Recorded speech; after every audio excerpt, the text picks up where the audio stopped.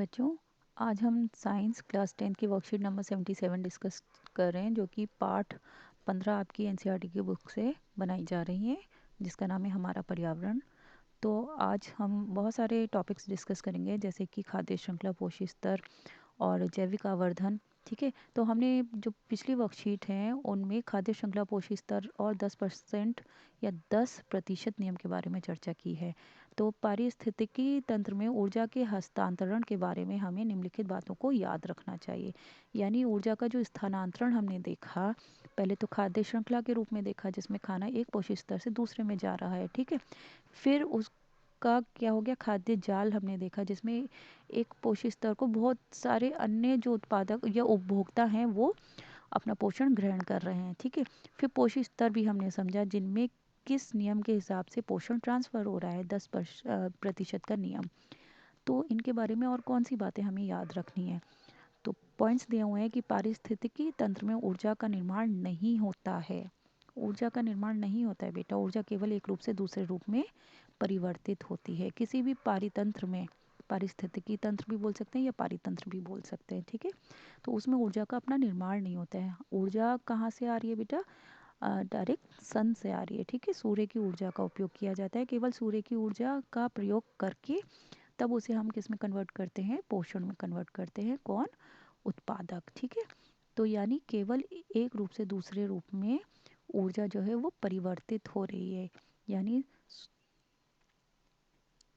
देखिए, सूरज की ऊर्जा से क्या है, उत्पादकों ने अपना पोषण बनाया। ठीक है, और उन उत्पादक से फिर वो पोषण किस में चला गया? जैसे कि उसको किसने खाया? प्रथम पोषक स्तर कौन आ गया? फिर हिरण, हिरण ने खाया, राइट। तो हिरण के बाद उसको किसने खाया? बाघ ने खाया। ठीक है बेटे, तो आप देख रहे हैं कि पोषण जो ट्रांसफ़र हुआ है, ये केवल इसमें ऑलरेडी जो बना है ऊर्जा वही स्थानांतरित हो रही है। यहाँ पर कोई नई ऊर्जा बनी नहीं है, केवल वो मतलब अपना स्थान बदल रही है। तो ऊर्जा का, नई ऊर्जा का निर्माण नहीं होता है। इसके बाद खाद्य श्रृंखला में जीवों के एक पोषक स्तर से दूसरे पोषक स्तर तक ऊर्जा का निरंतर स्थानांतरण होता रहता है। ठीक है, ये आप देख रहे हैं कि यहाँ पे जो लगातार है ये ट्रांसफ़र होता जा रहा है ऊर्जा का। जीवों के प्रत्येक पोषक स्तर पर कुछ ऊर्जा का उपयोग जीवों द्वारा अपनी गतिविधियों जैसे कि श्वसन या वृद्धि के लिए भी किया जाता है। तो भाई 10% नियम के हिसाब से अगले पोषक स्तर पर तो ऊर्जा स्थानांतरित होगी, और जो 90% रहेगी वो अपनी वृद्धि के लिए, अपने श्वसन के लिए, अपनी गतिविधियों के लिए इस्तेमाल की जाएगी। तो प्रत्येक पोषक स्तर पर ऊर्जा के एक भाग का उपयोग अब घटकों के कार्य के लिए किया जाता है। ठीक है ना। विभिन्न पोषक स्तरों पर ऊर्जा की हानि होती है, जो पर्यावरण में चली जाती है और अनुपयोगी रह जाती है। ठीक है ना। तो जैसे कि ऊर्जा जो ट्रांसफ़र हो रही है एक पोषक स्तर से दूसरे पोषक स्तर पर, तो उसमें ट्रांसफ़र होते टाइम जो कुछ ऊर्जा जो है वो अनुपयोगी रह जाती है, क्योंकि वो कहाँ चली गई? हानि होकर वो वातावरण में चली गई या पर्यावरण में चली गई। तो इस प्रकार जब हम एक पोषक स्तर से दूसरे पोषक स्तर पर जाते हैं, तो उपलब्ध ऊर्जा की मात्रा धीरे धीरे कम हो जाती है। ठीक है ना बेटे, बार बार आप देख रहे हैं कि ऊर्जा जो है लास्ट स्टेप तक आते आते कम हो गई। तो ऐसा इसलिए है क्योंकि प्रत्येक स्तर पर ऊर्जा ऊष्मा के रूप में खो जाती है, जो पर्यावरण में चली जाती है। ठीक है, अब है जैविक आवर्धन। जैविक मतलब जीवित, आवर्धन मतलब किसी चीज़ का बढ़ना। तो आखिर इसमें हो क्या रहा है? इस टॉपिक में खाद्य श्रृंखला के प्रत्येक पोषक स्तर पर जीवित जीवों के शरीर में हानिकारक रासायनिक पदार्थ जैसे कि कीटनाशकों की सांद्रता में वृद्धि को जैविक आवर्धन कहा जाता है। बहुत ही इंपॉर्टेंट है, डेफिनेशन बहुत ज़्यादा आती है एग्जाम में।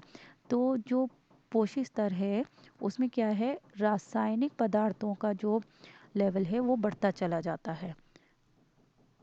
जबकि हमने क्या देखा था, ऊर्जा का जो स्थानांतरण है उसका लेवल जो है घटता चला जा रहा था, लेकिन रासायनिक पदार्थ जो है उनकी सांद्रता में वृद्धि हो रही है, वो बढ़ते चले जा रहे हैं। तो ये क्या है? जैविक आवर्धन कहलाते हैं। ये विभिन्न पोषक स्तरों पर फैलता है। उच्च पोषक स्तर तक उच्च पोषक स्तर वाले जीवों में ऐसे रसायनों की सांद्रता अधिक होती जाती है। ठीक है ना। तो उदाहरण, ऐसी स्थिति में मनुष्य के पास सबसे अधिक मात्रा में कीटनाशक होंगे। तो जैसे कि कीटनाशक मिट्टी में डाले जाते हैं, तो मिट्टी से किस में आ गए, पेड़ पौधों में आ गए। पेड़ पौधों को किसने खाया, शाकाहारी जीवों ने। शाकाहारी को किसने खाया, मानव ने। तो इस लेवल पे जो रासायनिक है वो रसायन की मात्रा में वृद्धि होती जा रही है, ठीक है ना। तो इसे हम क्या बोलेंगे, जैविक आवर्धन बोलेंगे। कीटनाशक अजैव निम्नीकरणीय रसायन है। अजैव निम्नीकरणीय मतलब जो कि छोटे छोटे घटकों में टूटता नहीं है, एज इट इज़ रहता है वातावरण में।